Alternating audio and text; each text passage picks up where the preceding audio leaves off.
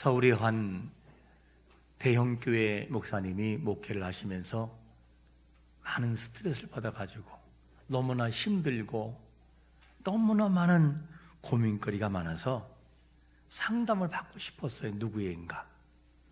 그 주위에 본교회에 상담하는 전문가들도 많이 있었는데 교인들에게 찾아가서 상담한다는 것이 좀 어색해서 이분이 전혀 모르는 의사 선생님을 찾아갔어요.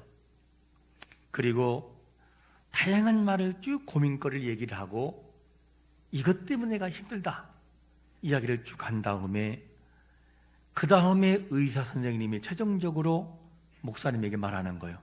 목회자인지 모르고 다 듣더니만 한 가지 이런 얘기를 해요. 혹시 교회에 나가보면 어떨까요? 이런 얘기 하는 거예요. 교회에 나가보면 어떨까요? 이걸 잘 생각해 보시고 또 한 가지 필립 얀시라는 사람의 책이 쓴 내용에 이런 글이 실려 있죠. 어느 날 한 여인이 살아가는데 이 여인이 살아가는 삶은 너무나도 아름답지 못한 삶이었어요. 몸을 바르고 살아가는 그런 여인이었고, 그리고 너무너무 가난하고 찌들고 어렵고 마약에 중독이 돼서 살아가는 여인. 그런데 거기에 딸이 있는데 딸을 케어할 수 없어요. 먹여 살릴 수 없고 그 양육할 수 없으니까 그 딸까지도 몸을 팔게 만들어서 먹고 살아가는 여인이 상담을 하는 거예요. 이 말을 들어보니 상담가가 너무 기가 막힌 거예요. 어떻게 저렇게 삶을 살아갈 수 있을까? 내 사랑하는 딸조차도 그런 일을 하도록 해야만 되는 저 여인의 모습을 생각하니까 너무 마음이 아파요. 그래서 뭐라고 말했냐면 마지막에 이렇게 권유합니다. 가까운 교회라도 가서 도움을 받아보시면 어떨까요? 라고 질문했어요. 이랬더니만 그 여자가 하는 말이 뭐냐면, 교회요? 거기는 못하러 가요. 그렇지 않아도 비참해 죽겠는데 거기 가면 그 사람들 때문에 더 비참해지는데요. 이 말을 던지는 거예요. 앞에서의 그 목사님의 대화, 그리고 두 번째 여인의 대화에서 우리가 마음에 깊게 새길 것이 뭐냐면, 그리스도의 인들의 삶이 사람들에게 어떤 영향력을 주고 있는지를 봐야 돼요. 우리가 봐야 됩니다. 내가 속한 자리에서, 사회에서 거룩한 교회의 이미지상이 어떤지를 잘 생각해 봐야 돼요. 교회의 주인 되신 예수님을 향해서는 많은 사람들이 몰려와 아픔을 얘기하고, 그리고 그 문제를 해결을 받고 돌아가서 기쁨을 가지고 나가고 참된 자유와 평안을 누렸던 그 모습이 거룩한 교회상 주님의 모습이었어요. 오늘날 우리의 모습은 어떨지 한번 깊이 생각해 봐야 돼요. 만일 이 여인이 우리 신탄진 중앙장로교회로 오셔라, 우리 교회에 오세요, 그러면 평안합니다 라고 말한다면 이 여인은 뭐라고 말할까 하는 질문. 이렇게 되면 좋지 않겠어요? 신탄진 중앙교회, 그 교회라면 갈 수 있어요. 그 교회는 예외, 그 교회는 좋은 교회죠. 이렇게 말을 하면 얼마나 좋을까? 어떻게 반응할까를 우리가 스스로 생각해 보셔야 돼요. 거룩한 믿음의 교회라는 공동체가 어떤 역할을 감당하고 있는지를 한번 바라봐야 돼요. 어떤 역할을 감당하든지 우리의 생각 속에 예수님이었다면 어떻게 했을까를 기억해 봐야 돼요. 우리 교회에 겉모습이 좀 허름하고 외형의 모습이 별로인 사람이 온다 할지라도 사람을 가리지 않고 그 사람에게도 주님의 사랑을 줄 수 있는지를 한번 우리는 바라보면서 이 내용을 생각하면서 우리가 본문을 들어가면 좋겠어요. 우리의 모습에서 그리스도의 향기가 나타나기를 축원합니다. 반드시 있어야 돼요. 그래야 영향력이 있다는 거예요. 세상을 향하여, 이웃을 향해서, 주위의 교인들을 향해서, 구역을 향해서, 지역을 향해서 우리의 영향력을 발휘할 수 있는 교회가 하나님 원하시는 교회이죠. 이런 교회상을 바라보고 우리의 성도관을 한번 생각하시면서 오늘 본문에도 사회적으로 멸시를 받는, 사회적으로 정말로 멸시받는 사람이 등장하거든요. 이 사람을 향해 주님이 어떻게 대하는지를 잘 봐야 됩니다. 그러면 병자를 향한 주님의 태도를 보면서 현대를 살아가는 우리 그리스도인들은 어떻게 살아가는 것이 옳은 것인가는 질문 던지고 본문을 들어가 봐야 돼요. 자, 우리는 먼저 주님이 행하시는 모습을 바라보면서 우리가 살아가야 할 삶의 부담감 그리고 책임은 첫 번째로 어떤 부분에 관심을 갖느냐? 도움이 필요한 사람들이 주위에 있다는 거예요. 40절 한번 같이 읽어볼까요? 같이 시작. 한 나병 환자가 예수께 와서 꿇어 엎드려 간구하여 이르되 원하시면 저를 깨끗하게 하실 수 있나이다. 한 나병 환자가 주님 앞에 나왔어요. 과거에는 문둥병, 지금의 또 그 전까지는 나병, 성경은 나병이라고 표현되고 지금은 한세스병이라고 하죠. 용어가 뭐 같은 말이지만 조금 부드럽게 하기 위한 그런 모습이죠. 나병 환자에 대한 의식이 어떠한가를 먼저 봐야 돼요. 과거의 모습과 현대의 모습은 어떠한가? 나병 환자를 향한 과거의 인식은 사실 좋지 않아요. 어릴 때 기억을 한번 생각해 보시기 바랍니다. 나병 환자들에 대해서 뭐라고 말하냐면 과거에 이런 의식이 있었어요. 나병 환자에게 특효약이라고 믿고 있는 나병 환자들, 이들은 뭐라고 말하냐면 어린아이의 뭐라고요? 간이라고 생각을 했어요. 어린아이의 간을 빼먹으면 낫겠다라는 의식이 그들에게 있었어요. 그래서 8, 90년대의 괴 소문들이 어떤 것이냐면 어린 시절에 진달래를 거꾸로 산에 가려고 그러면은 할머니들이 자주 쓰는 용어가 있었어요. 너 뭐라고 말해요? 누가? 문둥이가 간 빼간다. 그러면 가다가도 무서워서 못 갔어요. 무서워서. 이것이 주로 할머니들이 썼던 내용들이고 옛 어른들이 썼던 내용이에요. 그런데 역사를 보면 조선실록에도 이것이 기록이 되어 있어요. 실제 이런 사건들이. 그런가 하면 1993년도 대구에서 이 모식이라는 사람이 어린아이의 간을 빼먹고 문둥병자였는데 사형 선고를 내렸어요. 실제 사건입니다. 과거 나병 환자에 대해서는 좋지 않은 인식이 있었어요. 그러면 이 율법에서, 구약의 율법에서는 나병 환자를 어떻게 취급할까? 레위기 13장 45절과 46절에 보니까 이렇게 취급하죠. 레위기 13장 45절과 46절. 방송실에는 안 나와요. 나병 환자는 옷을 찢고 머리를 풀며 윗입술을 가리고 외치기를 부정하다, 부정하다 할 것이요. 병이 있는 날 동안은 늘 부정할 것이라. 그가 부정한 즉 혼자 살되 어디로 나가요? 진영 밖에서 살지니라.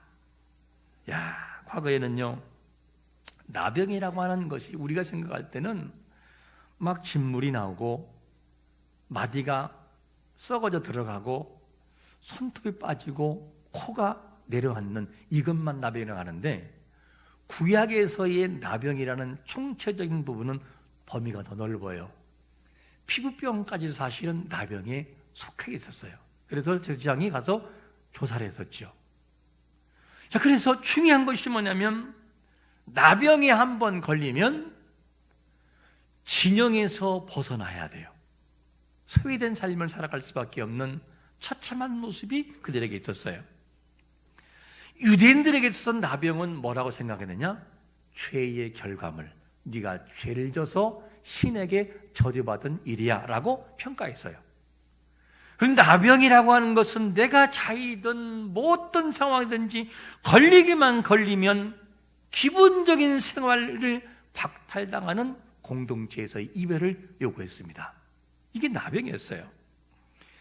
원치 않는 질병에 걸린 것도 억울한데, 근데 길을 갈 때에 나는 나병 환자라고 하는 것을 알려야만 됐어요. 우리가 그렇잖아요. 불치병이나 어떤 병이 있으면 숨기고 싶잖아요. 근데 치부니까 누구에게 알리고 싶지 않잖아요. 그러니까 아파도 웃잖아요. 그런데 구약의 율법에서는 뭐라고 말하냐? 너 나병 걸렸느냐? 그러면 입술을 가리고 부정하다 소리를 치며 다니라는 거예요. 그러면 몰랐던 사람도 문둥병 지나가 이렇게 생각한다는 거예요. 그러니까 구약에서의 개념의 이 나병 환자, 한센스병 환자는 뭐냐면 굉장한 치명타를 입어요. 이것이 뭐냐? 과거에 나병 걸렸던 사람들의 모습이었어요. 이 내용을 보면 이 사람이 어디 나오느냐? 예수님 앞에 나와서 무릎을 꿇고 간곡하게 부탁을 해요. 그리고 이 사람이 나온 그 거리나 환경을 보면 율법을 이미 어겨버린 거예요. 율법을 어기면 죽임을 당할 수 있습니다. 그런데 어쩔 수 없는 상황이 뭐냐면 너무너무 간절했기 때문에 주님 앞에 나와서 엎드리는 거예요. 나병 환자는 자신의 병이 불치병이라는 걸 알고 있어요. 나병이라고 하는 것을 약으로 고치기는 힘들어요. 지금이야 너무 좋아졌지만 고치기는 힘든 불치병이었어요. 너무나 아픈 사정 때문에 그래서 어쩔 수 없이 예수님에게 알릴 수밖에 없는 것이 누구냐? 바로 나병 환자의 모습이었어요. 여러분, 우리가 이 말씀을 한번 보면서 우리의 삶으로 돌아와서 우리에게 적용해 보셔야 돼요. 나병 환자가 당시의 율법으로 생각한다면 주님의 곁에 나와서 주님이 손을 대고 하는 사실을 안다면 돌로 쳐죽임을 당할 수 있는데 어떻게 이런 과감한 대시를 하고 과감하게 이렇게 할 수 있었을까? 너무나 아프고 너무나 힘들었다는 것, 그것이 목숨을 건 나병 환자의 모습이었어요. 그렇다 한다면 우리 주위에는 이런 사람이 없을까 하는 질문입니다. 우리 주위를 사실 돌아보면 다양한 사람이 많이 있어요. 정말 도움이 필요하고 도움을 줘야만 되는 그런 사람이 있습니다. 그래서 그런 사람이 있는데 그런 사람을 향해서 우리가 도움을 줘야만 돼요. 그래서 주위를 보면 어떤 사람은 정말로 죽지 못해서 하는 사람이 있어요. 죽고 싶어도 죽을 수 없어요. 왜? 딸린 자녀가 있으니까. 그런 일도 있고 사는 것보다 차라리 죽는 것이 낫다고 생각하는 사람이 많이 있어요. 죽고자 하는 사람은요, 보통 사람의 생각과 많이 달라요. 우리가 생각할 때 하는 생각이 뭐냐면 그거 가지고 죽으려고 그래? 이렇게 말을 하지만 막상 그들의 입장에 돌아가서 생각하면 그들에게는 죽을 일이에요. 제가 과거에 목회할 때 시골에서 잠시 목회했던 시절이 있었습니다. 시골에서 목회할 때 동네에 성격이 온순한 키가 크고 잘생긴 한 학생이 있었어요. 이 학생은 고3이었는데 이 고3이기 때문에 그런지 몰라도 굉장한 스트레스를 받고 힘들어했어요. 그래서 이 아이가 다른 친구들과 함께 잘 지내지를 못했어요. 평상시에는 학교 주변에서 자취방에 얻어서 자다가 토요일이 되면 집으로 왔어요. 집으로 왔는데 동네가 갑자기 팔딱 뒤집혀 버린 거예요. 아이가 안 들어온다는 거야. 아이가 집을 나가서. 그리고 한참 찾고 그 다음날 아침까지 못 찾았어요. 그 다음날 점심 때 찾았는데 어떻게 그 아이가 발견되냐면 참나무에 목을 메고 죽은 거예요. 야, 제가 너무나 충격받았어요. 그때 너무너무 마음이 아팠어요. 근데 이 죽음을 보고 한 학생이 중고등부 우리 학생이었는데 시골에서 저에게 이런 말 하는 거예요. 목사님, 저 형 있잖아요. 저 형 저에게 물어봤었어요. 야, 감나무 가지가 잘 부러지냐? 참나무 가지가 잘 부러지냐? 이게 늘 물었다는 거예요, 이렇게. 그리고 항상 그에게는 지게에서 불렀던 밧줄을 항상 가지고 다녔다는 거예요. 야, 이거를 조금만 더 일찍 어른들이 알았다면 얼마나 좋았을까? 지금이라도 저는 너무나 마음이 아파. 지금도 그에게 찾아가서 좀 정말 마음을 다해 상담을 해주고, 인생이 고3에서 공부가 전부일까? 라는 것부터 시작해서 그에게 다른 영역이 있다는 것을 알려주었다면 얼마나 좋았을까? 지금도 마음에 이 생각을 하면 눈물이 나오려고 그래요. 너무너무 마음이 아팠어요. 왜? 저희 동네에서, 목회한 동네에서 그런 일이 있었기 때문에. 오늘날 우리는 잊지 말 것이 뭐냐면 주의를 한번 돌아볼 수 있어야만 돼요. 우리가 생각할 때는 평온한 것처럼 보이지만 이런 나병 환자와 같이 죽어도 좋으니 주님 앞에 나오는 이 정도의 아픔을 딛고 자라가는 사람이 있다는 거예요. 이런 사람들에게 모든 사람이 다 도움을 줄 수는 없어요. 그러나 꼭 그에게 찾아갈 수 있는 사람은 있어요. 누군가가 있어요. 누군가가. 이 사람은 안 되는데 이 사람은 되는 사람이 있어요. 그럼 그게 뭐냐? 하나님이 그에게 붙여준 선지자 같은 역할을 감당해야 돼요. 그를 포기한다면 그의 인생은 거기서 끝날 수가 있다는 거죠. 여러분, 오늘 본문을 보면서 자신의 아픈 사정을, 율법을 무시하고 주님 앞에 나와서 치유받기 원하는 애절한 이 한 나병 환자를 바라보면서 내 주위에 있는 사람들을 한번 바라보고 오늘 말씀을 통해서 주님의 마음이 어떤 일을 한번 읽을 수 있어야 돼요. 나는 내 주위에서 어떻게 일을 감당할 수 있을까를 보는 사람. 지금 이 말씀을 들으면서 떠오르는 사람은 누구인가? 와, 내가 그에게 너무나 소홀한 것은 아닌가라고 하는 생각나는 사람이 있다면 우리는 이 시간도 한번 찾아갈 수 있어야 돼요. 그리고 그 이름 부르면서 지금 당장 눈에 결과가 안 보여도 기도하는 자세가 반드시 필요합니다. 지금도 우리 주위에 본문에 나오는 나병 환자와 같이 도움이 필요한 사람이 반드시 있습니다. 겉은 웃고 있으나 속으로는 우는 사람이 있어요. 행복한 것처럼 보이지만 행복하지 않고 그렇게 죽을 수밖에 없는 사람도 있고요. 영적인 문제 때문에 아파하고 힘들어하는 사람이 있을 수 있어요. 우리가 살아가는 삶, 우리도 사실 바쁘고 힘들잖아요. 하지만 누군가에게는 죽고 싶은 사람, 포기하고 싶은 사람이 있을 수 있다는 거예요. 우리가 자세히 보다 보면 그 사람의 생각날 수 있어요. 기도하면서 문제를 풀어가다 보면 누군가가 생각이 나기도 하고, 그 사람이 바로 그 사람이었구나, 이렇게 떠올릴 수 있어요. 이런 사람들에게 우리는 주님의 주셨던 도움과 같이 도움을 줄 수 있어야만 됩니다. 주위를 한번 돌아보면 어떻겠습니까? 우리의 도움을 통하여 한 영혼이 살 수 있다면 하나님이 기뻐하시는 것을 믿으시기를 축원합니다. 자, 그렇다면 그에게 도움을 준다면, 도움을 줄 수 있는, 이 케어할 수 있는 사람은 어떤 마음을 가지고 그에게 다가서야 되냐는 거죠. 어떤 마음을 가지고. 이 내용이 주님의 모습에서 나오고 있어요.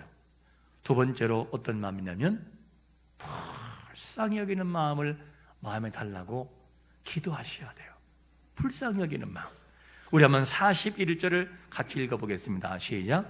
예수께서 불쌍히 여기사 손을 내밀어 그에게 대시며 이르시되 내가 원하노니 깨끗함을 받으라 하시니, 당시 나병 환자의 손을 내민에게 내민다고 하는 것은 대단한 결단이에요.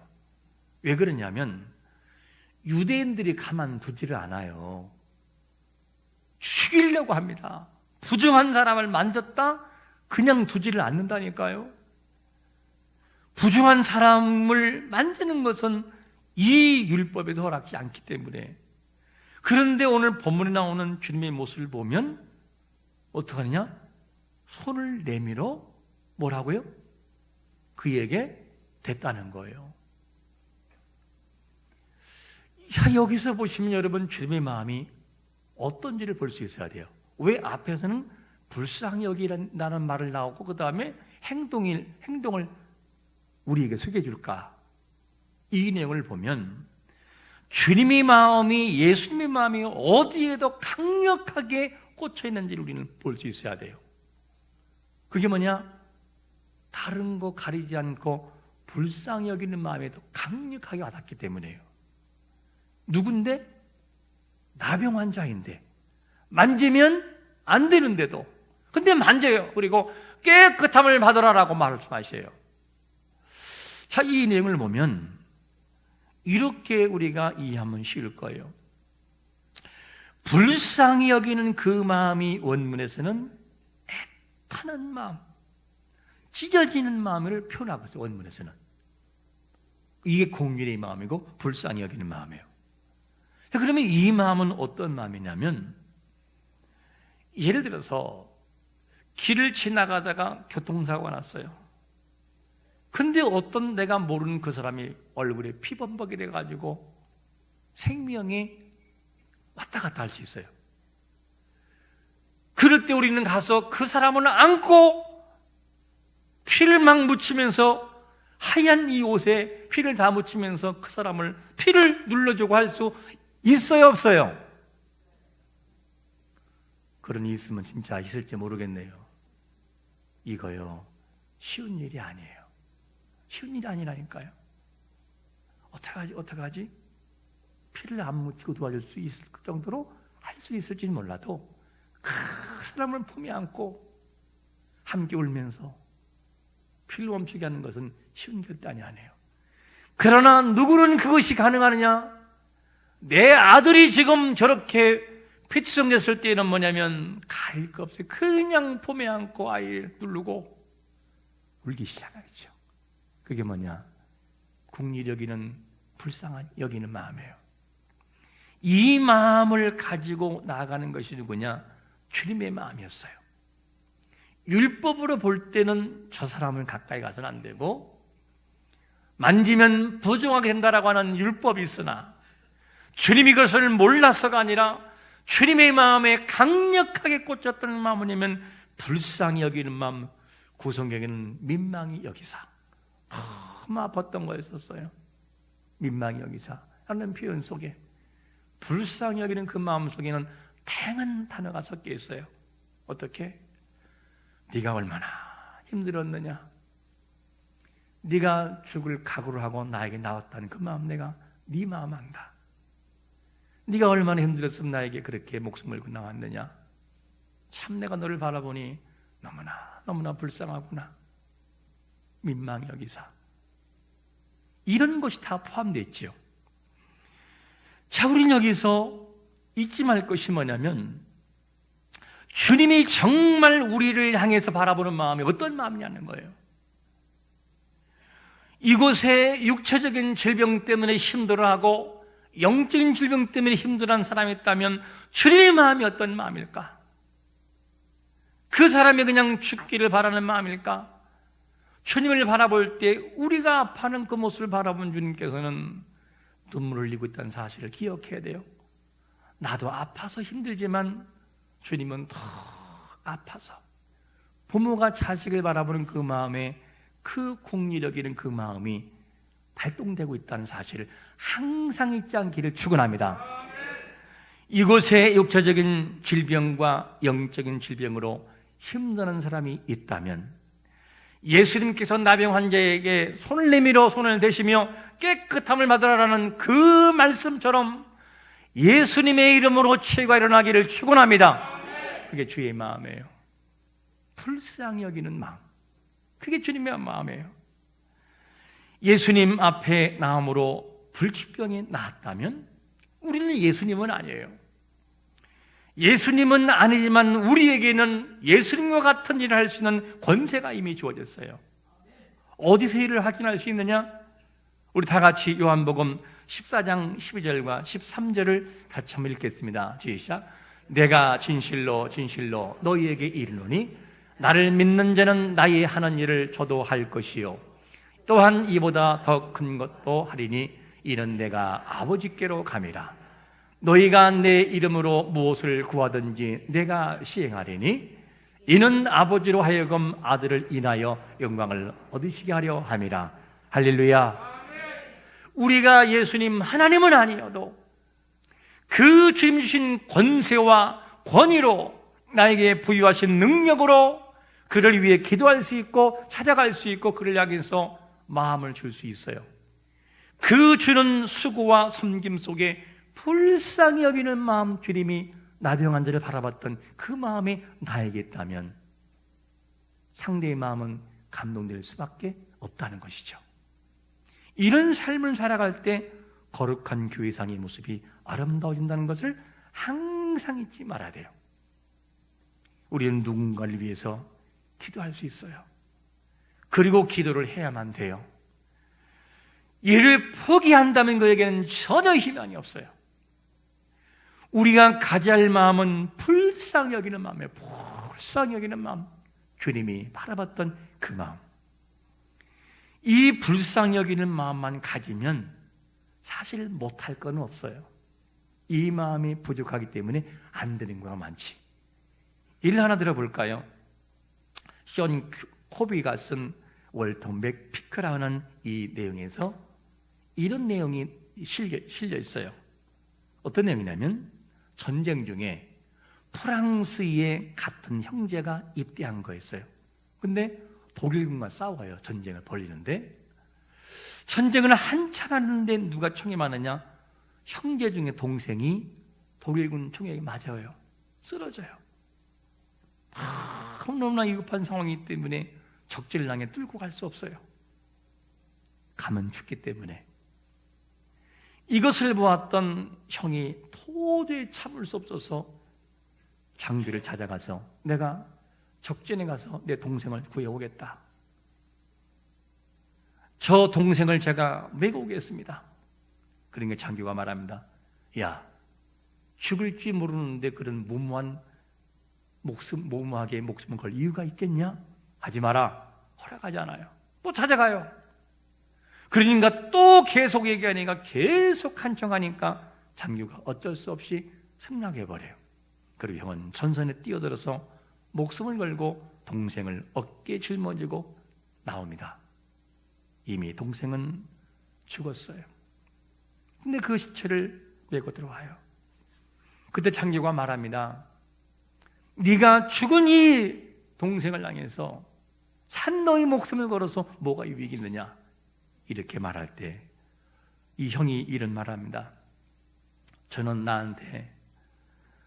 저는 동생이 나한테 기대했던 모든 것을 다 했습니다. 그리고 나는 그 보상을 받았습니다. 내가 전선으로 뛰어들고 기어서 동생이 갔을 때 살아있던 동생이 저에게 뭐라고 한지 아십니까? 제 발을 잡으면서 이렇게 말했습니다. 형, 나는 형이 올 줄 알았어. 그냥 올 줄 알았어. 이러고 형을 바라보고 마지막 전사했어요. 이게 뭐냐면 형이 얻었던 마음이었어요. 장교는 그 동생을 향해서 산사병을 위해서 갈 수 없었지만 형은 갈 수 있었어요. 무슨 말이냐면 이게 국률의 마음이라는 거예요. 국률의 마음. 내가 정말 국률의 마음이 내 마음 속에서 불타오르면 주님과 같은 모습이 나온다는 거예요. 율법으로는 다가서면 안 되겠으나 자연적 현상으로 손을 내밀며 깨끗함을 받아라 라고 했던 모습처럼 그런 국률의 마음이 발동돼서 우리 행동을 바꿔 논다는 것이죠. 여러분, 우리가 이 말씀을 한번 기억하시면서 사회적으로 소외당했던 나병 환자, 주님께 나와 간절히 구할 때 그를 불쌍히 여기를 마음을 가졌던 주님의 마음을 우리 마음속에 담고 내가 속한 자리에서 역할을 감당하게 됩니다. 그게 그리스도인들의 삶이에요. 이 모습이 담겨 있으면 감동이 주어져요. 우리는 어떤 마음을 가지고 살아가십니까? 오늘 우리가 기억할 말씀은 긍휼히 여기라, 불쌍히 여기라. 그러면 주님의 행동이 나온다는 거예요. 이 모습을 통해 어떤 상황에 내가 놓이든지 긍휼의 마음을 통하여 주님이 하셨던 그 행위와 그 행동이 나와 우리의 모습 속에서 그리스도의 인이라고 하는 칭호가 있어 하나님의 이름이 높아지는 역사가 있으시기를 예수 그리스도의 이름으로 축원합니다. 아멘.